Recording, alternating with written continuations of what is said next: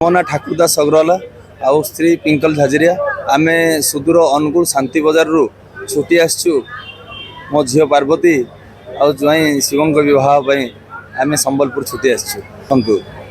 निश्चिंत गोटे सबू सबू कन्यार पिता माता जी चाहिए से गोटे सुयोग्य वर हो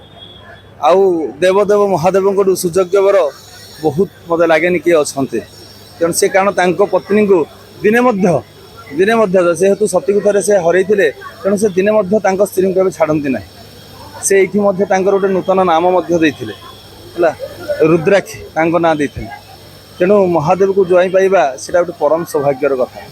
निश्चित बाहागर है झील आसा पर्यंत आम बहुत आटा बड़ था झील विदा मन में कष्ट निश्चित आज्ञा पिंकल झारिया दुख लगुच मैंने जीव आम घर गोटे झील आसी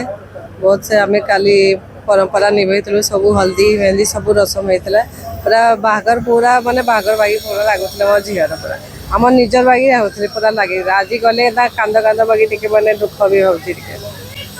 बहुत भल लगुला बोले आज गले आज लगे काली कहीं पूरा